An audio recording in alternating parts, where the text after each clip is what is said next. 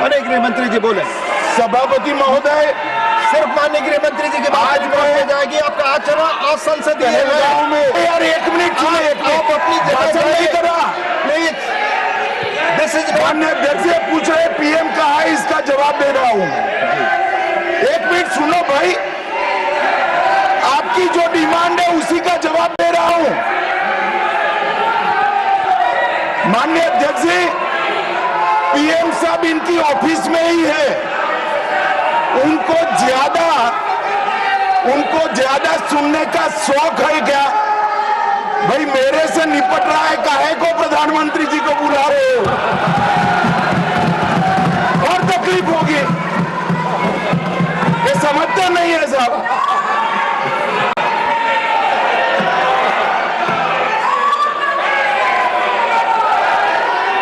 माननीय सभापति जी, सबसे पहले पहलगांव हमले में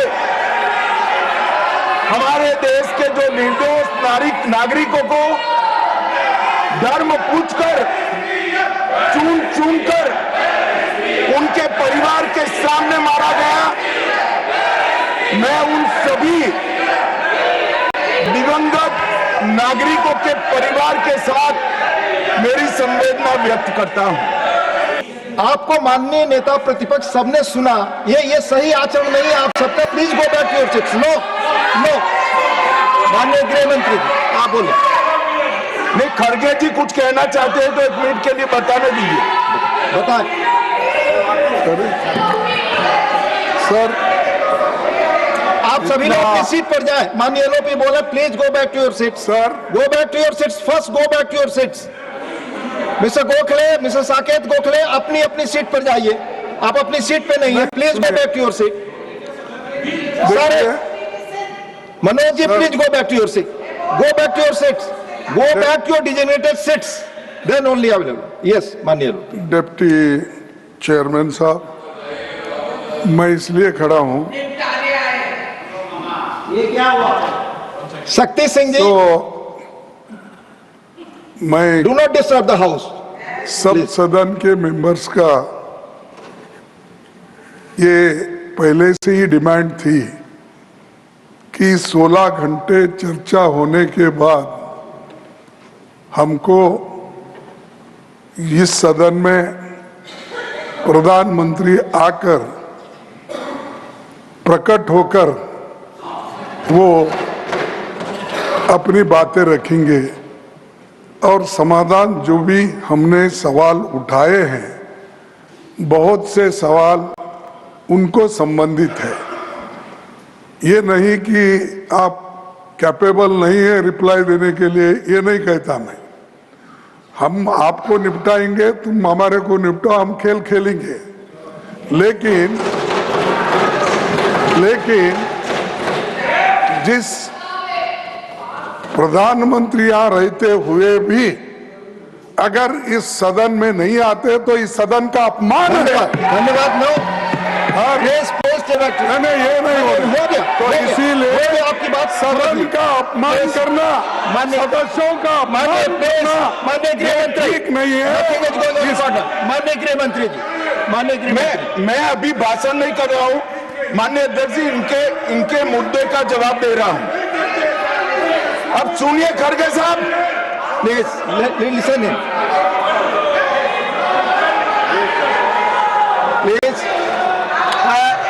मैं आपको माननीय खड़गे जी, मैं आपको इन्फॉर्म करना चाहूंगा, बीएससी मीटिंग में मैंने ऑलरेडी एक्सप्लेन किया था आपके सदस्यों को कि सरकार की ओर से माननीय कोई मंत्री जवाब दे सकता, ये रूलिंग है, आप फोर्स नहीं कर सकते किसी को। प्लीज प्लीज, माननीय गृह मंत्री जी आप बोले।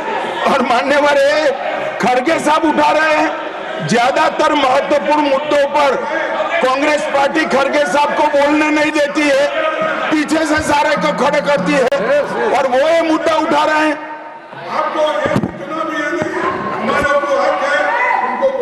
आपने बोल दिया। Please please please please let him speak. आपको मौका मिला, आपने बोला।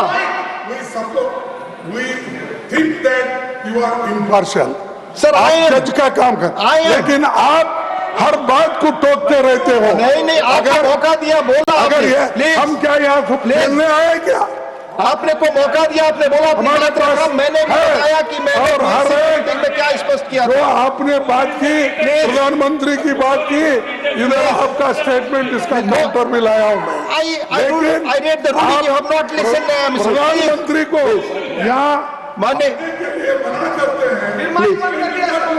प्लीज मान्यवर, इसीलिए ये विपक्ष की मांग और स्टैंड दोनों उचित नहीं है, क्योंकि बिजनेस एडवाइजरी कमेटी में ये निर्णय लिया गया था, चर्चा आप जितनी चाहोगी करेंगे, जवाब कौन देगा वो सरकार तय करेगी, माननीय प्रधानमंत्री की तरफ।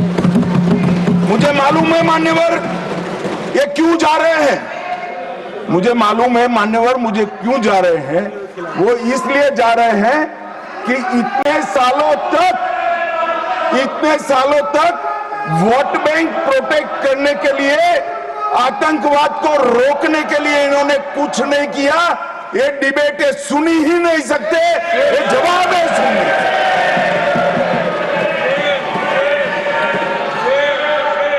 और जब भी ये कह रहे हैं और कोई लीडर ऑपोजिशन होता और ये बोलता तब तो मैं समझता, खड़गे साहब बोल रहे हैं ज्यादातर महत्वपूर्ण चर्चाओं में कांग्रेस पार्टी उनके नेता को, लीडर ऑफ ऑपोजिशन को बोलने ही नहीं देती है।